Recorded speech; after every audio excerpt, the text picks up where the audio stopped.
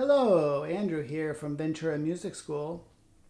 This is the first video in a series of videos on acoustic guitar lead playing. And so I want to start out with some basics. You know, whatever guitar you have is fine.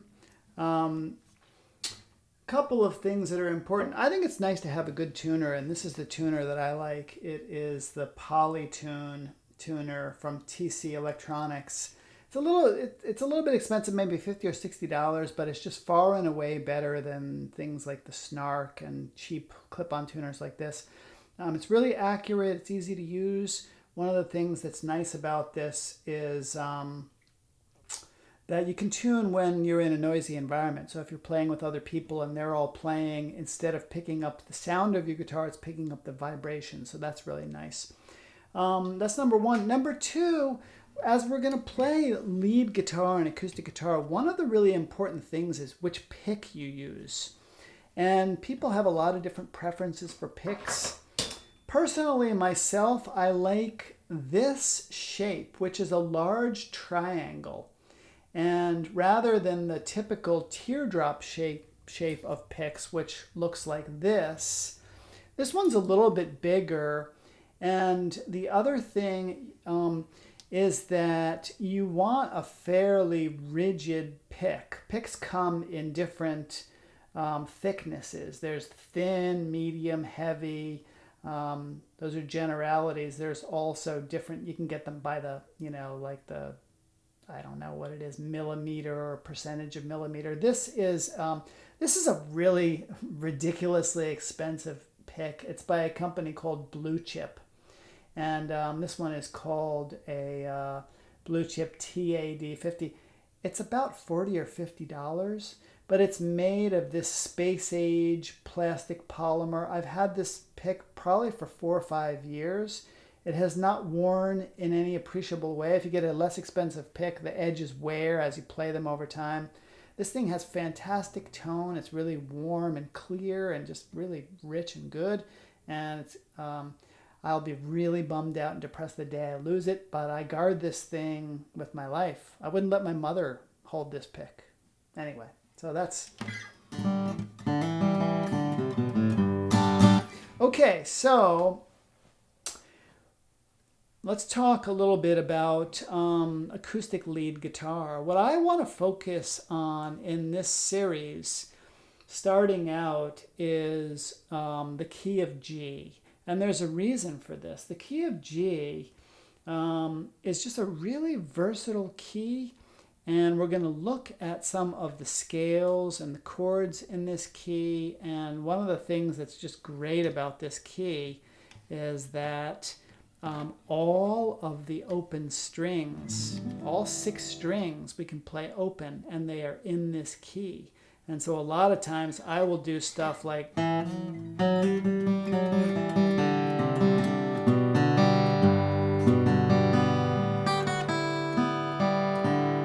See all these open strings.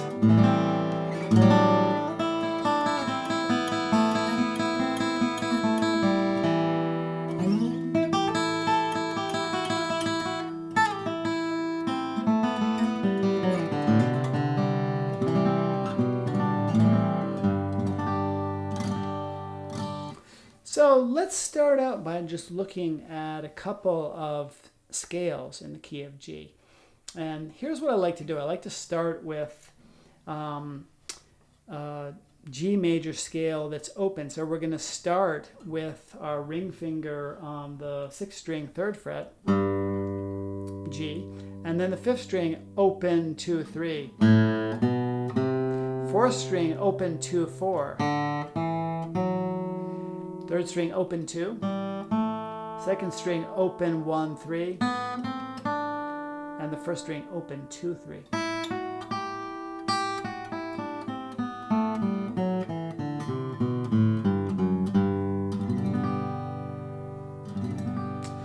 So that's just a really important open scale, and what I would like to do over the course of this series, I'm going to teach you a variety of positions for that G major scale so that we can really move up and down the neck, and we'll look at ways that we can intersperse chords and riffs and licks and scales and individual notes. And we'll also look at a variety of ways that we can take our lead playing to the next level and make it melodic. We'll talk about improvisation, and we'll talk about awareness of the rhythm behind the lead and arpeggios and how to play melodically, and just a lot of different elements of playing acoustic guitar lead. So, you know, that's basically what I wanted to talk about in this first video. And let's just go over that open G major scale a couple of times.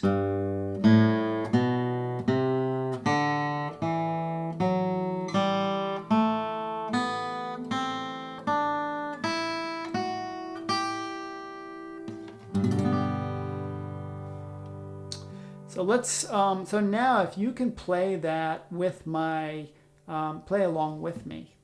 And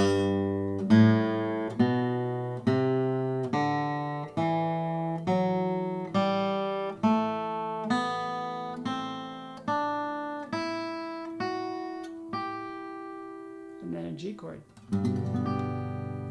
One of the things that's important about this scale is that we want to remain in position. And that means here in this first open position, I'm starting out with my ring finger, and you'll see ring finger, it's on the 3rd fret. And then as I go to the 2nd fret, I've got my 2nd finger. 3rd finger, 3rd fret. Open on the 4th string. Middle finger on the 2nd fret. Pinky on the 4th fret.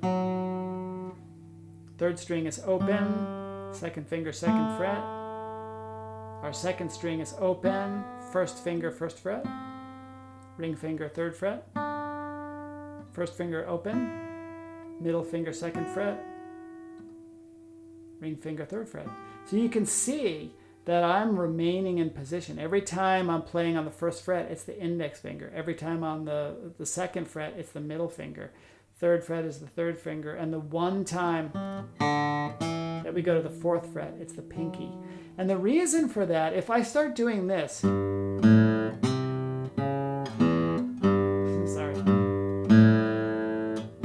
if I start changing fingers, then what I'm doing is I'm going out of position.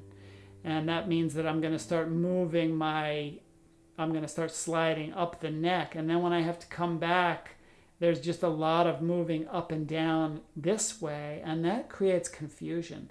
What I want to be able to do is keep my hand stationary this way. I want to stay stationary so I'm not moving up and down the neck. And that just becomes very simple and natural. Once you get used to staying in position and having these fingers cover their respective frets, then you don't have to look so much because you're not moving. You don't have to find where you are. There's less confusion that way. So I highly recommend that you start to get used to that, to staying in position.